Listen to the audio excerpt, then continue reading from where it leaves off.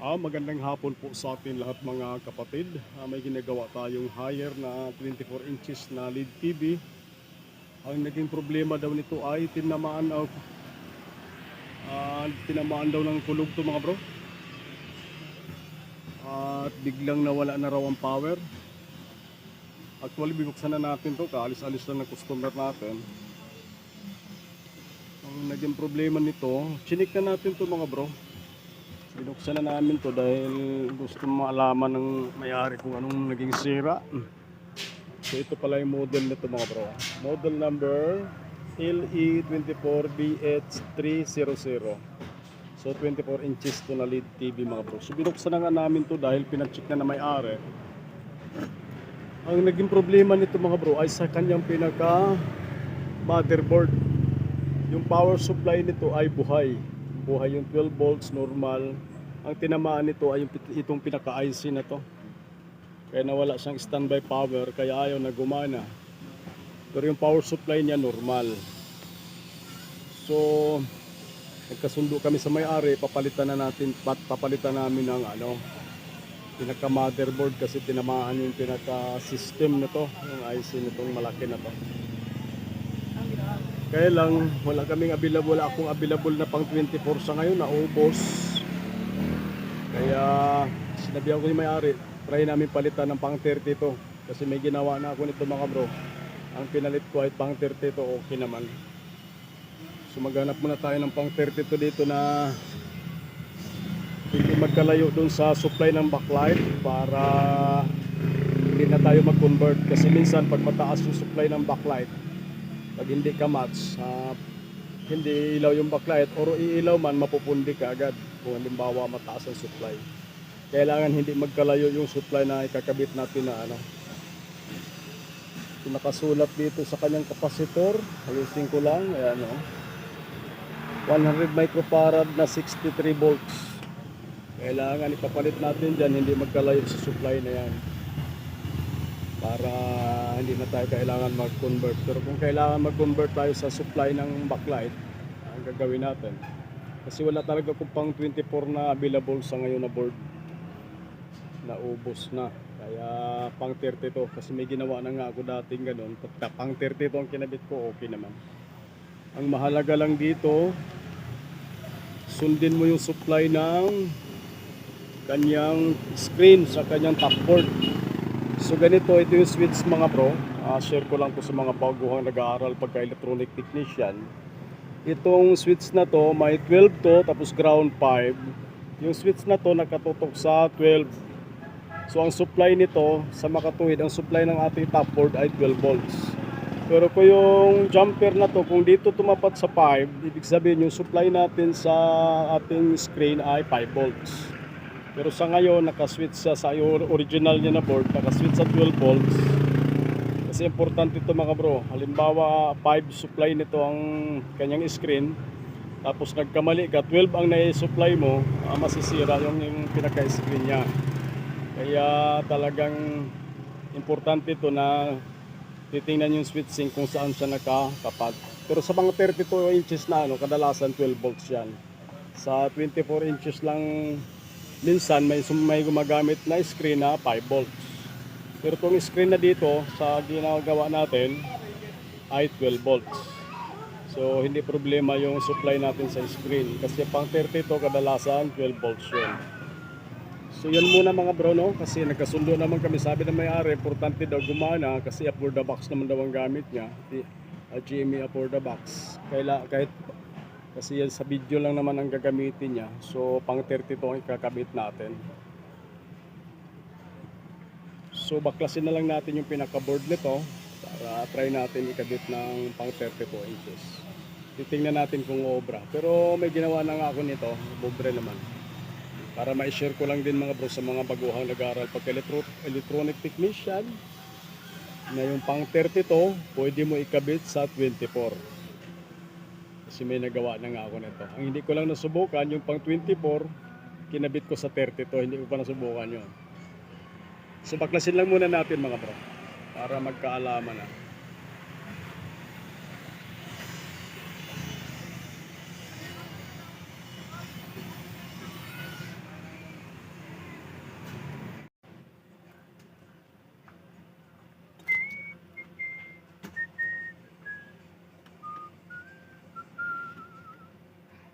Cellphone ko nagloloko, minsan malakas, minsan mahina. Ngayon napapansin ko mahina na naman yung audio niya. Hanap yata talaga ng pampalit na. Problema, wala pa tayong pampalit. So maglasin mo natin yung pinaka-board nito mga bro. Oh, matigas. Matigas ka, yan. So baklasin muna natin lahat.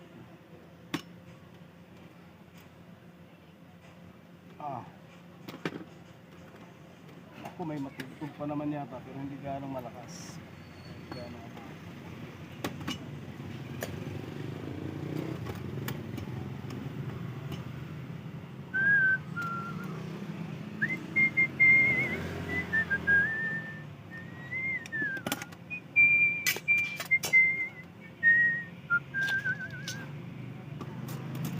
bawas-bawasan natin ng konti. Hindi marami alikabok.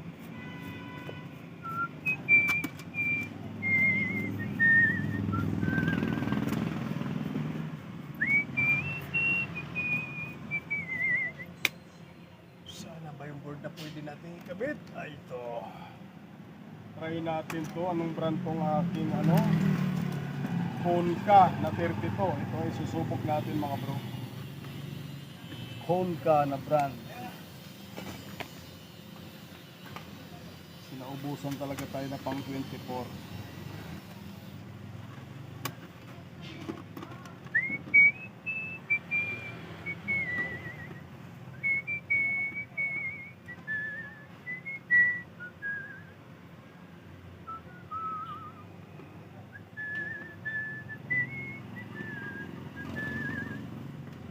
Itong 32 na pang yung Honka, yung kapasitor dito sa filter sa ating supply ng backlight ay 63 volts din. So hindi sila magkalayo ng supply niyan. So yan. Try muna natin kabit yung saksakan. Buhay naman to, basag lang yung screen nito mga bro. Yan. Supply ng backlight. Lang hindi ata makita dyan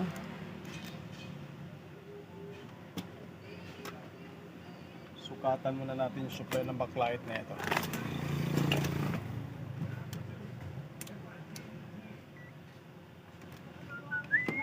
Kita ba dyan? Hindi ata makita Ako lang yata nakakakita nito Sa ating mga mahal na manonood, di nakikita. So try natin tagilid kung makita nyo ba dyan. Susukatan ko lang yung supply ng backlight bago natin ikabit yung supply ng backlight. Yan, plug in natin. Yan, may standby power. Kita ba dyan? Power on natin. Pag namatay yung pula na dyan, nag-uon na yan. Yan, nag-uon na siya. So try natin sukatan. Kita ba dyan? Ground tayo, body ground na lang tayo. Kung ilang voltahe masusukat, ako hindi makikita. So 50 volts. So tuloy natin mga bro. Sukatan natin yung supply ng ating backlight bago natin ikabit yung supply ng backlight bago natin ikabit yung pinaka backlight ng ating TV na ginagawa. So power na natin ulit.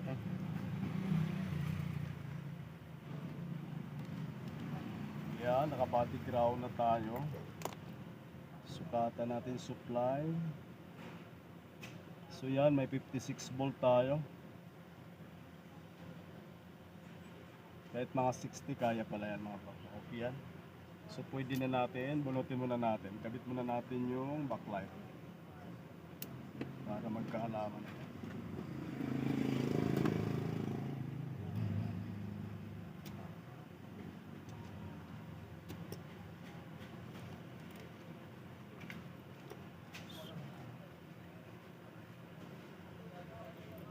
Sakinan muna natin sa ilalim pala mga bro. Para safety tayo, makasumayad sa ilalim.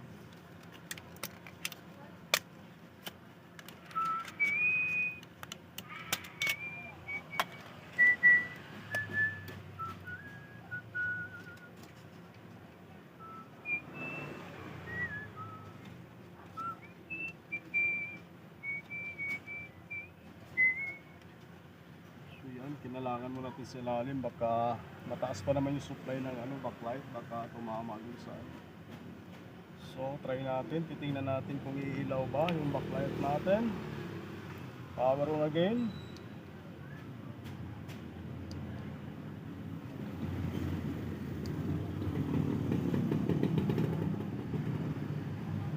Ayun, umiiwanag na yung backlight, kailangan hindi makita dyan, no? So, pwede kamat sa kanyang backlight.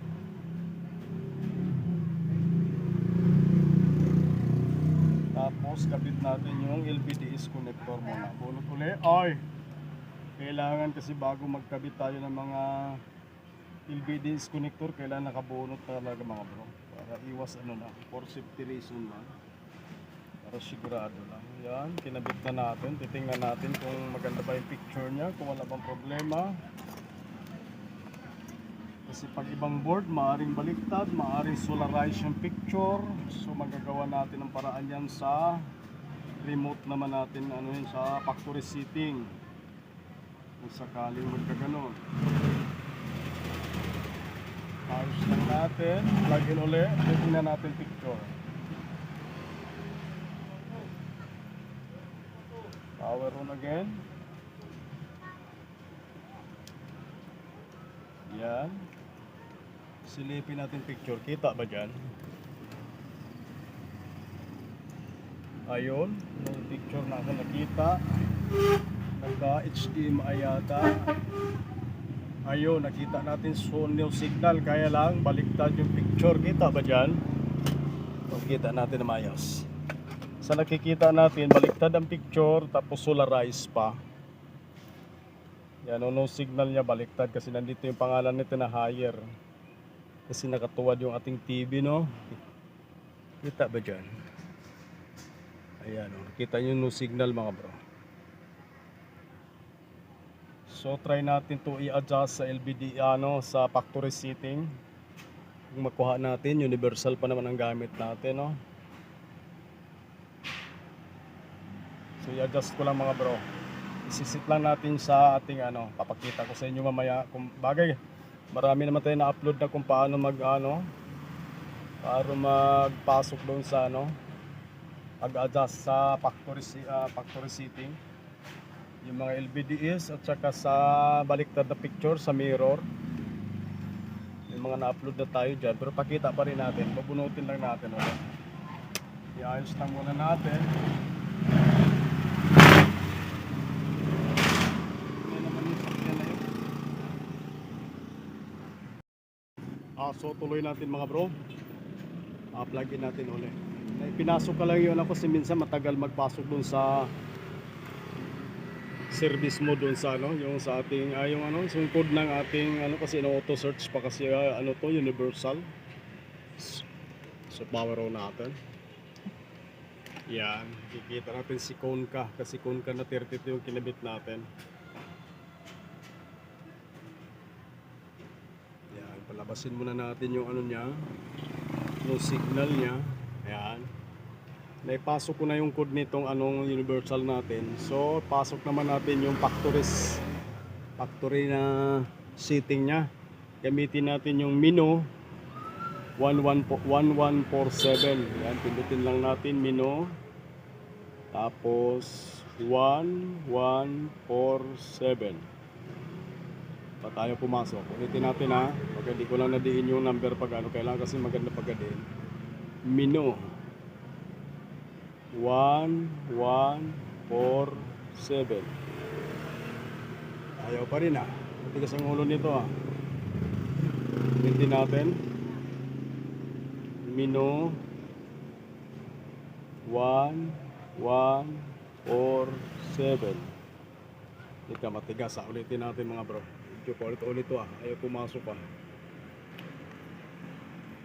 Mino 1147. Yun, hindi lang talaga nadiin, kailangan madiin natin na maayos, no? So diretso tayo sa panel setting mga bro. Nakita dyan, general setting. Minsan general setting, pero diretso tayo panel setting. Baba natin, baba,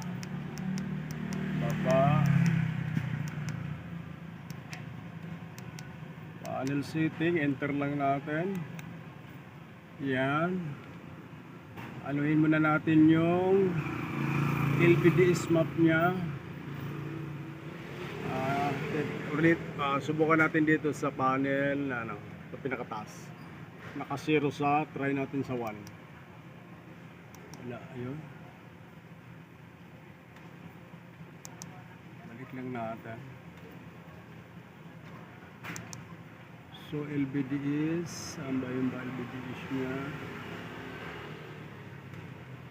Try natin sa baba lang natin.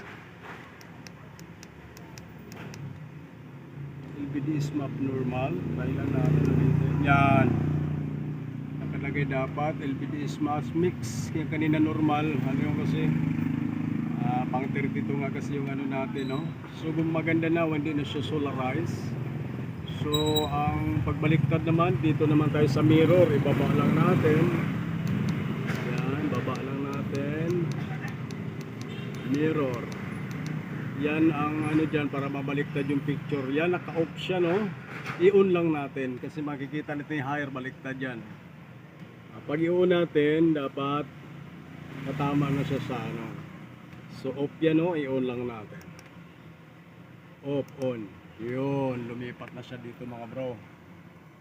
So ibig sabihin tumama na yung kanyang picture. Kasi nabaliktad na siya, tumama na dun sa higher niya nakasulat. So pwede na natin ipatayo na maayos. Kasi normal na yung picture niya. Exit muna natin. Yan. Kita mo sinusignal, hindi na siya solarize. Tsaka tama na yung kanyang litra. So iayos lang natin mga bro. Para try natin lagyan ng input, lagyan natin ng DVD player para makita natin yung picture niya. Sukat lang muna natin. Kakabitan ko lang siya ng DVD player. Tuloy natin mga bro para matapos na ito ating ginagawa na higher na 24 inches na pinalitan natin ng pang 32 na Konka. So yan, plug in natin ulit. Power on tayo. Kukunin ito mga bro, mga alas 5 yata, alas 6. On tayo, yan. Ayan, si Konka mga bro. Masulat na siya talaga. Yun, malinaw na mga bro. Hindi na siya solarize at saka hindi na siya baliktad yung picture. So try natin hinaan. Yan. Lakasan natin ulit.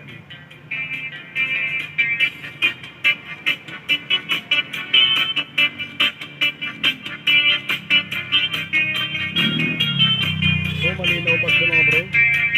Papakinabangan pa ulit siya ng may-ari. Kahit tinamaan na siya ng tulog, kulog at may kasamang kidlat. Napakalakas kasi yung tulog kahapon mga bro. Ramdam namin yung ano dito, sobrang lakas. Ramdang alas 5 yata yun, parang mga alas 4, alas 6, alas 5 gano'n. Napakalakas ang tulog. Kaya payo ko dyan sa ating mga mahal na kababayan. Pag may malakas kulog kidlat, bunutin talaga mga appliances para fix it.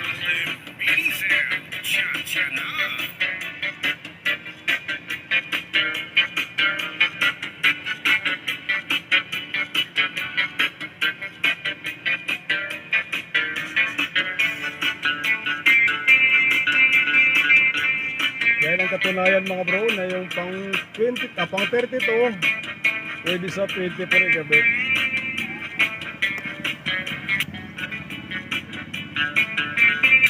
So okay na ito mga bro, ibabad ko na lang ang gusto para hindi na gano'ng humaba yung ating video. Maraming salamat sa inyong panonood palagi sa ating ina-upload ng mga video mga bro. Maraming salamat at magandang hapon po sa ating lahat.